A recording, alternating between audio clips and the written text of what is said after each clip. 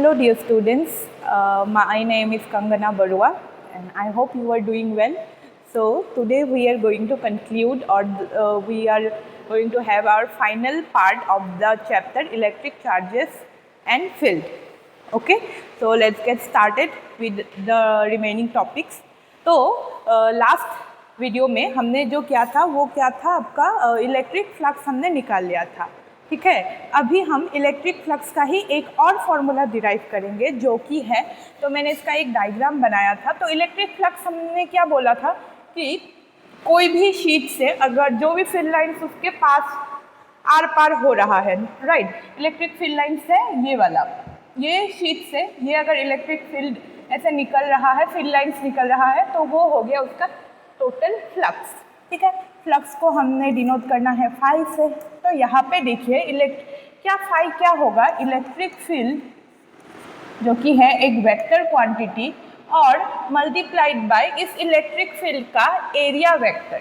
ठीक है, इस इलेक्ट्रिक जो भी सरफेस का हमने लिया है ना, जो भी सरफेस लिया है उस सरफेस का एरिया वेक्टर होगा.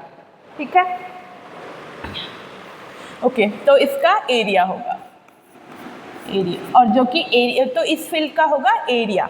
तो इस फील्ड का एरिया भी क्या है, एक वेक्टर क्वांटिटी है. तो वेक्टर क्वांटिटी है तो इसको हम ऐसे तोड़ सकते हैं ना, तो ई ए कॉस थीटा. ठीक है, तो अगर ये ई ए कॉस थीटा है, अगर मैंने क्या किया, अगर मुझे डी थीटा अमाउंट का, अगर मैंने एक छोटा सा एंगल लिया है, ठीक है, इस सरफेस में मैंने अगर छोटा सा एंगल का हम इलेक्ट्रिक फील्ड पहले निकाले, इलेक्ट्रिक फ्लक्स पहले निकालेंगे, सॉरी ये थीटा नहीं, ये फाई होगा. अगर हमको छोटा सा इलेक्ट्रिक फ्लक्स निकालना है तो डी फाई क्या होगा आपका, ई डी एस, क्या ये ऐसा होगा, ई ए, अगर ये पूरे एरिया का निकालना है, अभी हमको छोटा सा एंगल का निकालना है, छोटे से एरिया का निकालना है, तो इसीलिए क्या ये ई डी एस होगा. तो ठीक उसी तरह इसमें से अगर इसको मैं इंटीग्रेट कर दूं तो हमको क्या मिलेगा, पूरा एरिया का फ्लक्स मिल जाएगा.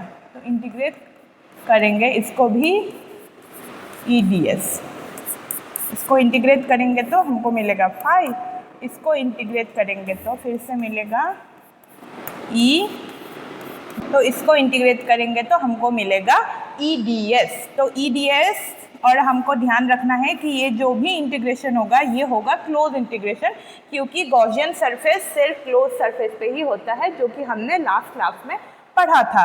तो हमको क्या मिला, एक और फॉर्मूला मिल गया इलेक्ट्रिक फ्लक्स का, जो कि है phi is equal to close integration of E D S.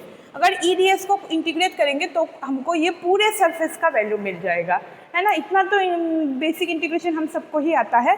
तो ये हमारा एक इम्पॉर्टेंट ये हमारा एक इम्पॉर्टेंट फॉर्मूला बन गया. अब इससे हम नेक्स्ट फॉर्मूला डिराइव करेंगे जो कि है आपका, हाँ, जो कि है प्रूफ ऑफ कूलम्स लॉ और inverse square law from Gauss theorem. Okay, तो देखिए हमने एक डायग्राम बनाया है, एक हम सर्कुलर हमने एक सरफेस लिया है जिसमें सेंटर से हमने उसका रेडियस ड्रॉ किया है, उसके अंदर एक चार्ज है, और क्या है ये डी एस लिया है, एक छोटा सा पार्ट हमने डी एस लिया है, उसका इलेक्ट्रिक फील्ड का डायरेक्शन उस तरफ है, और इसमें हमको ध्यान देना है कि डी एस सरफेस जिस तरफ इलेक्ट्रिक फील्ड का डायरेक्शन है, डी एस का डायरेक्शन भी उसी तरफ है. तो इसका मतलब थीटा दोनों के बीच में एंगल कितना हुआ, एंगल हुआ 0 डिग्री. तो थीटा हुआ इसमें 0 डिग्री. ठीक है, तो अभी जो हमने इक्वेशन सॉल्व किया था ना, वो वाला इक्वेशन से हम इस वाले इक्वेशन को सॉल्व करेंगे. तो हमको क्या मिला था, क्लोज इंटीग्रेशन, तो हमको ये मिला था ना, डी एल, हमको फॉर्मूला ये मिला था ना,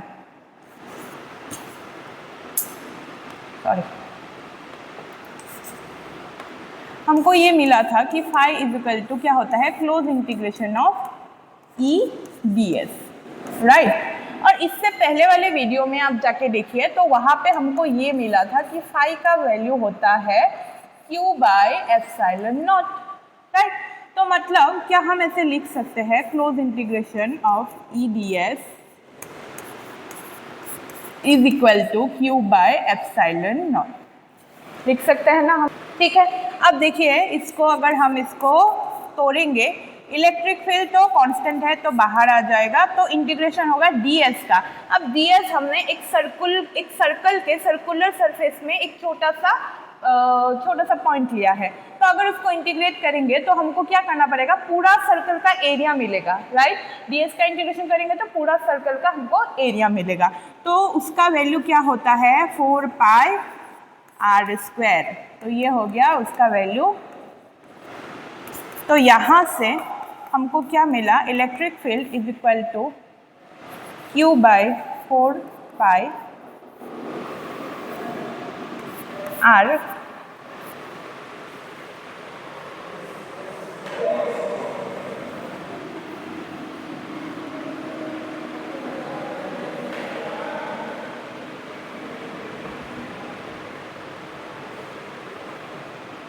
ठीक है। तो यहाँ से हमको ये मिला क्यू, सॉरी मैंने यहाँ पे एक छोटा सा गलती किया है, ये जो स्क्वायर है ये स्क्वायर r स्क्वायर है, ठीक है। तो ठीक वैसे ही यहाँ पे भी क्या होगा, ये ऐसा होगा, यहाँ पे भी ये ऐसा होगा 4 पाई r स्क्वायर, इसको हम बाहर लेके आ गए ना बाय एप्सिलॉन नॉट। अब इसमें ध्यान से देखिए आप लोग, इसको हम ऐसे लिख सकते हैं ये is equal to q by 4 pi epsilon not, और या फिर हम इसको ऐसे भी लिख सकते हैं 1 by 4 pi epsilon not into q by r square.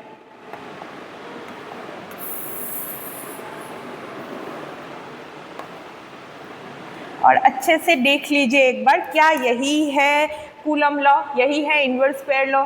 क्या हमने गॉस थ्योरम से कूलम लॉ या इनवर्स स्क्वायर लॉ को प्रूफ कर दिया, राइट? अच्छे से एक बार ध्यान से देखिए, एक सर्कुलर सरफेस लिया है जो कि Gaussian surface obviously close surface होगा, उसमें एक ds लिया है हमने, ds पॉइंट लिया है, छोटा सा पॉइंट लिया है, तो और उसका इलेक्ट्रिक फील्ड का डायरेक्शन इस तरफ है, मतलब आउटवर्ड डायरेक्शन में है, तो हमने क्या किया, हमको ये दो फार्मूला हमने पहले डिराइव किया है, तो इन दो फार्मूले को हमने कंपेयर किया, तो यहाँ से क्या हुआ, ds का हमने इंटीग्रेट किया, ds को इंटीग्रेट करेंगे तो ये पूरा सर्कुलर सरफेस का हमको एरिया मिलेगा जो कि है 4 पाई r स्क्वायर, तो उसको इधर लेके आ गए और हमको ये वैल्यू मिल गया जो कि है कूलम लॉ।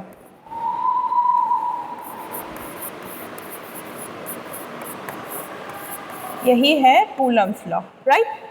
ठीक है, आई होप आपको ये समझ में आया होगा। अभी हम नेक्स्ट पार्ट की तरफ मूव करते हैं। अब हमको क्या निकालना है, ये है using Gauss law find electric field due to infinitely long charged wire. Okay, तो इस जो भी ये है इसके साथ साथ एक और है जो कि एक चार्ज शीट का भी हमको इलेक्ट्रिक फील्ड निकालना है, तो इन दोनों का डिराइवेशन क्या होता है, थोड़ा सा लेंथी है, कॉम्प्लिकेटेड तो नहीं है, थोड़ा सा लेंथी है, तो मैं आपको इसका तरीका समझा दूंगी, बाकी डिराइव्स आप लोगों को खुद करना है, और अगर आप लोग नहीं कर पाएंगे तो प्लीज़ मुझे कमेंट में बताइए, मैं इसको सॉल्व करके आप लोगों को प्रोवाइड कर दूँगी। ओके, तो शुरू करते हैं इसका। ओके, सो देखिए यहाँ पे एक सिलिंड्रिकल सरफेस लिया है हमने और उसके अंदर से एक लॉन्ग वायर जा रहा है, ठीक है।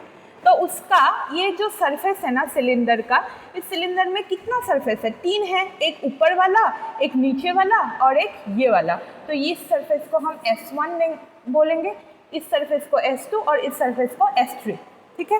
अब ध्यान से देखिए, इलेक्ट्रिक फील्ड का डायरेक्शन आउटवर्ड डायरेक्शन में है, तो ये जो S2 और S3 वाला सरफेस है, क्या ये इनका जो ds एलिमेंट है, क्या ये थीटा 90 डिग्री कर रहा है इलेक्ट्रिक फील्ड के साथ? बिल्कुल, है ना, ये वाला 90 डिग्री कर रहा है ये, राइट। और जो S3 सरफेस है ना, S1 सरफेस है, सॉरी, जो S1 सरफेस है वो S1 सरफेस ds के सेम डायरेक्शन में जा रहा है। देखिए ds और इलेक्ट्रिक फील्ड का डायरेक्शन सेम है, तो मतलब इन दोनों के बीच में थीटा कितना है 0 डिग्री। तो इसके लिए तो पहले इतना आपको बेसिक समझ में आ गया, इतना समझ में आ गया डायग्राम का।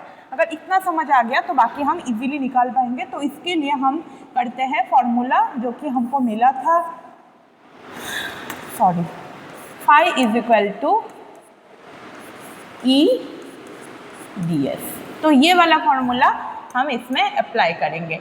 अब देखिए इसमें ds एक सरफेस का है, लेकिन इस सिलेंडर में तो 3 सरफेस हैं, तो हम इसको ऐसे लिख सकते हैं, integration for S2 EDS, integration for S3। अगर सबको इंटीग्रेट कर देंगे तो हमको पूरा का पूरा सरफेस मिल जाएगा, S1 यस, ठीक है, ठीक है। अब ये वाला जो ऊपर वाला इक्वेशन है ना, उसको हम थोड़ा सा चेंज करते हैं। इसको हमने क्या किया था, मैंने इंटीग्रेशन लिखना भूल गई, और इसका वैल्यू था फिर से q बाय एप्सिलॉन नॉट। तो इसका वैल्यू होता है q बाय एप्सिलॉन नॉट। तो इसको हम एक बॉक्स में बंद करके रखते हैं। तो ये q बाय एप्सिलॉन नॉट है, तो ये भी q बाय एप्सिलॉन नॉट होगा। अब ध्यान दीजिए इसमें S2 सरफेस के लिए ये क्या होगा, E D S cos 90 degree cos theta, plus ये होगा E D S cos 90 degree, plus ये होगा E D S cos 0 degree is equal to q by epsilon not. अब इसमें क्या हो जाएगा, cos 90 का वैल्यू कितना आता है ना, S2 सरफेस के लिए कितना है 90 डिग्री थीटा, S3 के लिए 90 है, और S1 के लिए बस 0 डिग्री है। तो cos 90 कितना होता है, cos 90 होता है 0। तो ये और ये दोनों हो जाएगा 0, तो हमको मिलेगा वो वाला।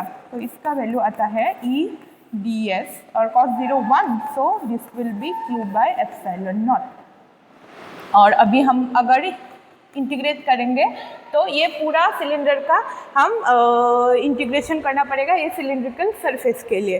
तो बाकी का पार्ट आप लोग इंटीग्रेट जो भी है सिंपल, बाकी फिजिक्स इसमें नहीं है, सिर्फ बेसिक मैथमेटिक्स है। तो बाकी का पार्ट आप लोग सॉल्व कर लीजिए मैथमेटिक्स से, इसमें कुछ आप लोगों को फिजिक्स नहीं करना है। तो इससे हम लोगों को बाकी का फाइनल रिजल्ट इससे मिल जाएगा। ये अब मैंने अभी आप लोगों को इसमें क्या बताया है, तरीका बताया है कैसे हम लोगों को करना है। ऑलमोस्ट मैंने कर ही दिया है, बाकी इसका आप लोगों को मैथ्स करना है, ठीक है। अब यहाँ से एक और बात इसमें हमको इम्पोर्टेंट मिलेगा, जो कि है इसमें हमको एक और चीज़ मिलेगा जो कि है लेमडा। लेमडा क्या होता है, चार्ज पर यूनिट लेंथ। तो लेमडा होता है लीनियर चार्ज डेंसिटी। इसमें हमको लिख के देते हैं, मैं लिख के देती हूँ लीनियर चार्ज डेंसिटी। तो लेमडा होता है लीनियर चार्ज डेंसिटी, और ये वाला पार्ट हम इसमें निकाल लेंगे। इसमें अगर आप लोगों को कहीं पे भी q बाय एल मिलेगा ना, तो उसको हमको लेमडा से रिप्लेस कर देना है। और लेमडा क्या होता है, लीनियर चार्ज डेंसिटी। लीनियर मतलब लेंथ वाइज, ओके। तो हमने इसमें आधा ऑलमोस्ट कर दिया है, बाकी आप लोगों का होमवर्क है, आप लोग कर लीजिए। अगर नहीं होगा तो please let me know in the comment, और मैं आप लोगों को वो सॉल्व करके दे दूँगी, ओके। तो मूविंग टू द नेक्स्ट, क्या हो गया,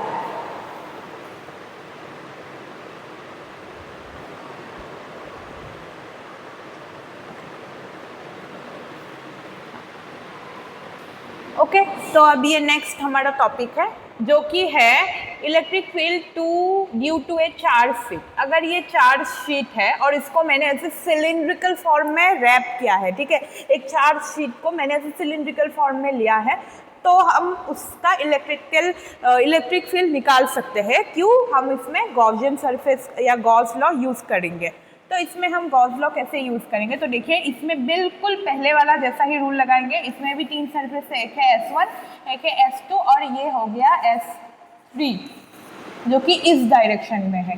अब ध्यान दीजिए, पहले वाले में सिर्फ एक 0 डिग्री था, 2 90 डिग्री था।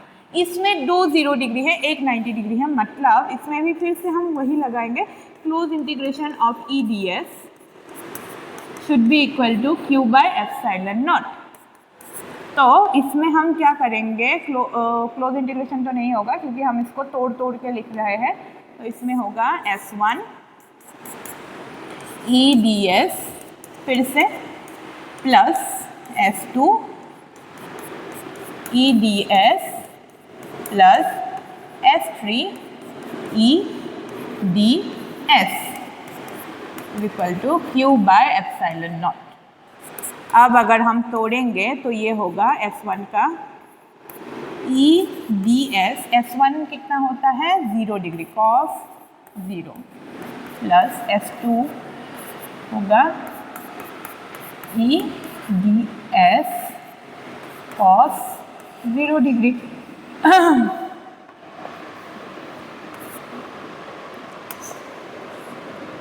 इसके ऊपर ये वाला नहीं होगा, प्लस ये तो 0 हो जाएगा, फिर भी हम लिखते हैं E ds कितना होगा ये वाला cos 90 degree is equal to Q by epsilon. अब देखिए ये तो 0 हो जाएगा कट के, बाकी वो जो रहेगा और उन दोनों को भी जैसे हमने सॉल्व किया है उन दोनों को भी बस मैथमेटिक्स लगा के हमको सिंपल मैथ्स करना है और इसके साथ हमको इसका वैल्यू निकालना है, इलेक्ट्रिक फील्ड का वैल्यू निकालना है। ठीक है, अब इस इक्वेशन में हमको मिलेगा अल्फा, और अल्फा क्या होता है चार्ज पर यूनिट एरिया।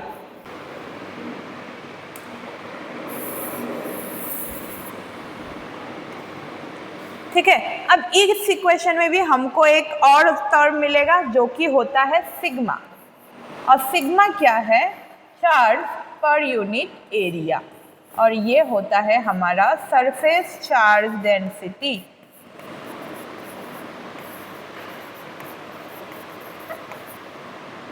लो चार्ज का स्पेलिंग देखो,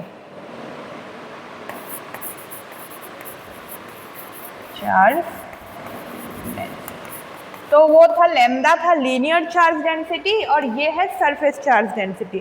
तो इस टर्म में जहाँ भी Q बाई ए मिलेगा तो उसको हमने सिग्मा से रिप्लेस कर देना है, तो सिग्मा से रिप्लेस करेंगे और सिग्मा क्या है सरफेस चार्ज डेंसिटी। ओके, आप लोग आई थिंक आप लोग ये भी कर लोगे, फिर से आप बोल रही हो, अगर नहीं कर पाएंगे तो आप लोगों को कमेंट में बोलना है और मैं इसको कर दूंगी।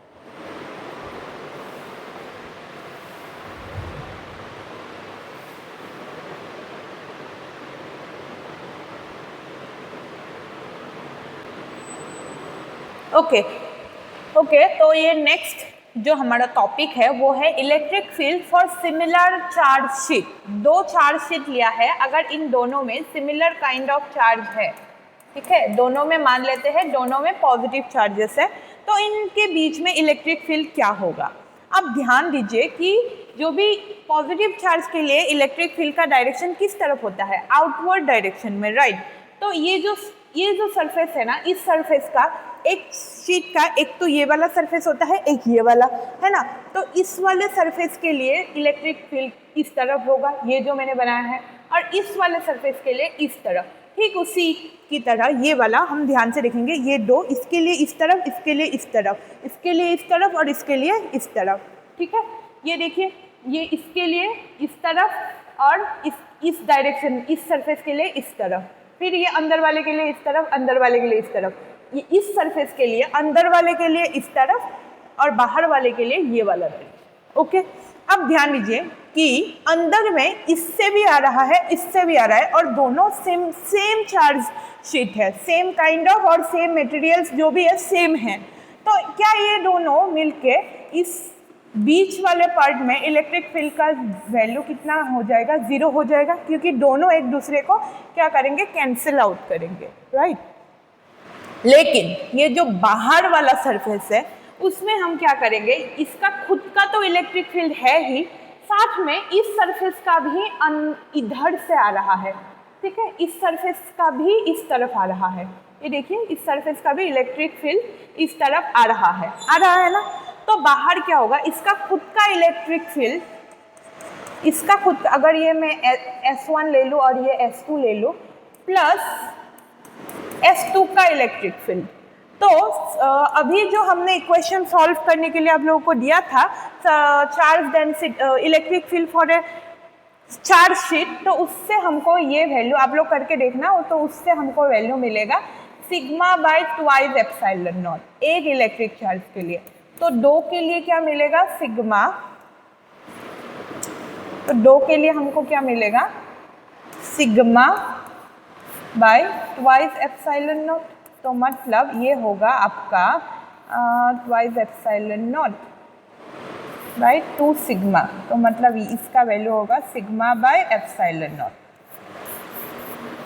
ठीक है, ठीक उसी तरह क्या उसमें भी सेम ही प्रोसेस रिपीट होगा, बिल्कुल इसमें भी होगा आपका इसका खुद का E2 का प्लस E1 का, तो फिर से वही sigma bye 2 epsilon not plus sigma bye 2 epsilon naught, तो इसका भी वैल्यू हमको मिलेगा sigma bye epsilon not. Clear है? अब मैं फिर से रिपीट कर रही हूँ आप लोगों को कि 2 चार सरफेस है ऐसे, तो एक इसकी तरफ इलेक्ट्रिक फील्ड का होगा, एक इसकी तरफ, इसीलिए अंदर वाले का इलेक्ट्रिक फील्ड दोनों कैंसिल आउट कर रहे हैं ना, सेम चार्ज है तो दोनों एक दूसरे को कैंसिल करेंगे, रिपेल, क्योंकि अपोजिट डायरेक्शन में है तो ये 0 हो जाएगा। लेकिन इधर ये वाले बाहर वाले पोर्शन के लिए इसका खुद का इलेक्ट्रिक फील्ड तो होगा ही, इसका भी जाएगा ना आउटवर्ड डायरेक्शन में, तो इसका खुद का प्लस इसका, ठीक उसी तरह इसका इस वाले सरफेस के लिए भी इसका खुद का प्लस इसका, ये जो मैंने लाइंस ड्रॉ किया है इलेक्ट्रिक फील्ड लाइन। ओके, तो अभी हम नेक्स्ट की तरफ मूव करते हैं।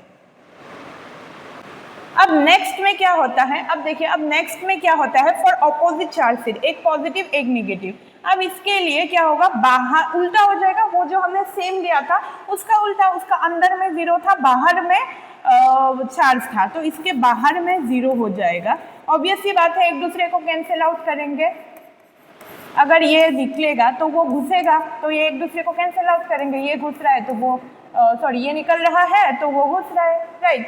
लेकिन अंदर में क्या होगा, इससे निकलेगा इसमें घुसेगा, क्योंकि पॉजिटिव का क्या होता है अवे फ्रॉम द चार्ज और नेगेटिव का टूवर्ड्स द चार्ज, ठीक है, इसीलिए निकलना घुसना मैं बोल रही हूँ, पॉजिटिव का away from the charge, negative का टूवर्ड्स द चार्ज, और बाहर में कैंसिल आउट होकर 0 हो जाएगा, और अंदर में क्या हो जाएगा आपका सिग्मा, फिर से सिग्मा बाय एप्सिलॉन नॉट इसका, ठीक है। तो ये वाला हमको अभी जो हमने निकाला था ना दोनों का, क्योंकि अंदर में दोनों का ऐड हो जाएगा E1 और E2 का, तो हमने अभी निकाला था कि E1 प्लस E2 अगर दोनों का इलेक्ट्रिक फील्ड को ऐड करेंगे तो हमको क्या मिलेगा sigma bye epsilon not. Clear है? ओके, तो अभी हम इस चैप्टर के लास्ट जो टॉपिक है, जो कि बहुत इंपॉर्टेंट है, बहुत इंपॉर्टेंट टॉपिक है, जो कि है torque on a dipole in electric field. वो हमको एक टॉर्क इलेक्ट्रिक फील्ड में एक डाइपोल का टॉर्क निकालना है, ठीक है। अब टॉर्क क्या है एक्चुअली, पहले तो हम वो जान लेते हैं। तो टॉर्क ये है, अगर कोई भी ये मान लेते हैं ये एक डाइपोल है, ये वाला पेन, तो इस पेन को ऐसे रखा है मैंने, अगर इस पेन को एक फिक्स एक्सिस में मैंने ये जो अपने फिंगर से इसको पकड़ के रखा है, ये इसका एक फिक्स एक्सिस है। अगर इस फिक्स एक्सिस से मैंने इसको रोटेट किया है ना, तो ये जो रोटेशनल फोर्स लग रहा है इसको हम टॉर्क बोलेंगे, ठीक है। अब आप ध्यान से थोड़ा सा समझने की कोशिश कीजिए, आपकी डे टू डे लाइफ में ऐसा बहुत सारे ऑब्जेक्ट्स होते हैं जिसमें टॉर्क लग रहा होता है। कुछ अगर आपको याद आ रहा है, जैसे कि मैं एक एग्जांपल देती हूँ, हमारा दरवाज़ा जो डोर होता है ना, वो क्या होता है एक एक्सिस में फिक्स होता है, और डोर को हम इसे खुला और बंद कर सकते हैं, तो उसमें भी जो हम फोर्स लगाते हैं वो होता है टॉर्क। ओके, तो अभी हम इसमें वही टॉर्क निकालेंगे, तो टॉर्क की बात करते हैं और इलेक्ट्रिक फील्ड की बात करते हैं। ओके, तो टॉर्क को हम रिप्रेजेंट करते हैं ताऊ से, ठीक है।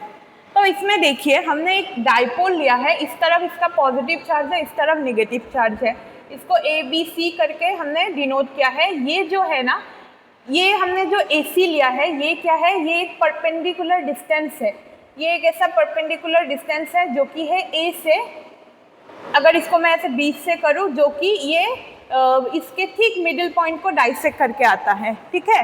तो ये AC ये BC के ऊपर परपेंडिकुलर है और ये एक ट्रायंगल फॉर्म कर रहा है, और ये थीटा है जो ABC एंगल है, ये डाइपोल ऐसे है तो ये एंगल इसके हॉरिजॉन्टल के साथ कितना एंगल कर रहा है, थीटा एंगल। और इन थीटा को मैंने क्या किया, इसके अंदर से हम ऐसे भी, इसको हम ऐसे भी ड्रॉ कर सकते थे कि इसको हम ऐसे इसके सेंटर पॉइंट से हमने, अच्छा इसका वो लिया ही नहीं मैंने, L और कितना होता है, ट्वाइस L होता है ना इसका डिस्टेंस, तो ये L और ये L है। तो मिडिल पॉइंट से इसको डाइसेक्ट करके जो परपेंडिकुलर डिस्टेंस होता है इसके हॉरिजॉन्टल पे, तो वो है AC। ठीक है, फिर से अगर आपको समझ नहीं आ रहा है तो मैं फिर से रिपीट कर देती हूँ।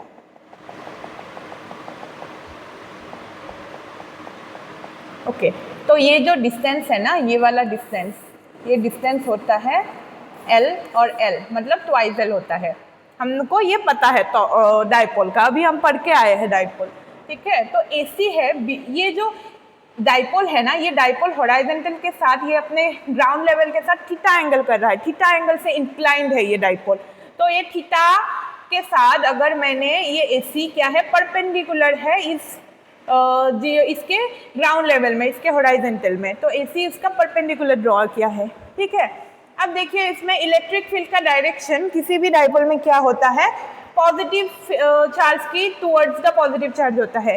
किसी भी डाइपोल में या इलेक्ट्रिक फील्ड में इलेक्ट्रिक फील्ड का डायरेक्शन किस तरफ होता है, फील्ड लाइंस का डायरेक्शन पॉजिटिव साइड की तरफ, हमेशा इलेक्ट्रिक फील्ड का डायरेक्शन पॉजिटिव की तरफ होता है।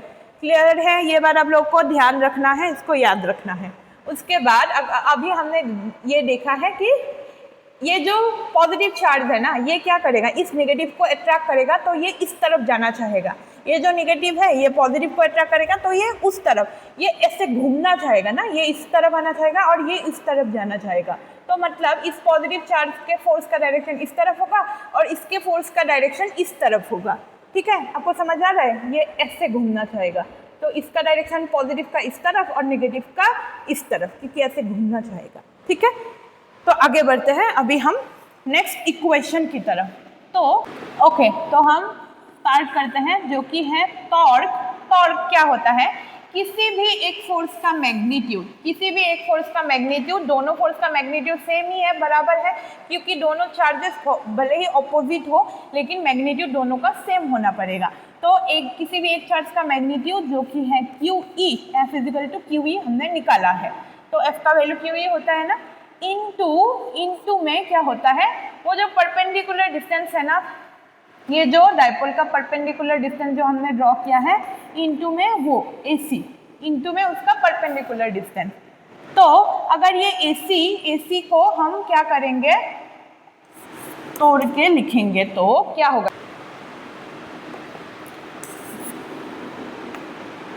तो अभी हम क्या करेंगे, जो ये थीटा एंगल है ना, ये थीटा एंगल हम लिखते हैं नाउ। इस थीटा का अगर मैं साइन थीटा लूँ तो साइन थीटा क्या होता है, परपेंडिकुलर बाय हाइपोटेनियस, राइट। तो परपेंडिकुलर क्या है इसका, AC, और हाइपोटेनियस है ट्वाइस L। तो यहाँ से हमको AC का वैल्यू मिल जाएगा। AC क्या है आपका, ट्वाइस L साइन थीटा, है ना। और ये हमने मान लिया है, ये है हमारा इक्वेशन 1। तो अगर, और सॉरी, ये इक्वेशन 1 मान लेते हैं, ये इक्वेशन 2 है। तो अगर मैं इक्वेशन 2 है, तो अगर मैं इक्वेशन 1 को इक्वेशन 2 में लगाऊं तो ये क्या होगा, ताउ = QE इनटू में ट्वाइस L साइन थीटा, है ना। तो इसको थोड़ा सा इसको सजा के लिखते हैं, twice QL E sine theta. अब अगर ध्यान से हम देखेंगे तो ट्वाइस QL क्या होता था, ट्वाइस QL होता था डाइपोल मोमेंट। तो डाइपोल मोमेंट होता था PE, तो ये बन गया P डाइपोल मोमेंट, और इसमें है साइन थीटा। ठीक है, अगर आप लोग को समझ नहीं आएगा तो ऐसे लिख लेना, since dipole moment = twice QL। ठीक है, अब हमने क्या किया, ये टॉर्क क्या है, इसका डायरेक्शन और मैग्नीट्यूड दोनों है, जबकि ये फोर्स है, क्योंकि राइट, तो फोर्स है मतलब ये एक वेक्टर क्वांटिटी है। अगर ये वेक्टर क्वांटिटी है तो इसको हम ऐसे लिख सकते हैं, राइट। तो ये बन गया हमारा टॉर्क का इक्वेशन।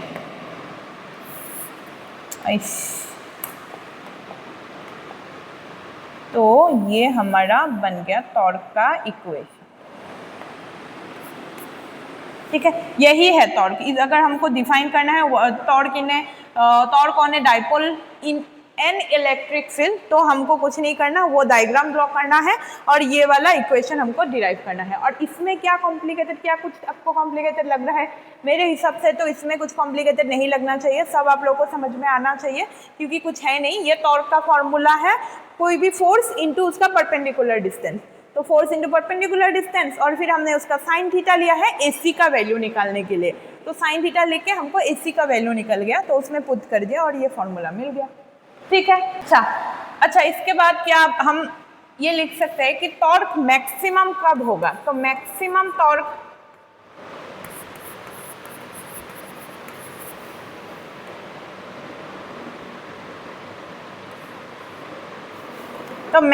टॉर्क के लिए क्या करेंगे हम लोग? मैक्सिमम टॉर्क ये वाला फॉर्मूला ना, ताउ PE साइन थीटा, इसको लेते हैं हम लोग एक बार। तो हाँ, ये भी एक फॉर्मूला, अच्छा दोनों ही फॉर्मूला है, दोनों को एक साथ लिखना है। तो मैक्सिमम टॉर्क कब होगा? जब साइन थीटा का मैक्सिमम वैल्यू होता है। साइन थीटा का मैक्सिमम वैल्यू कब होता है?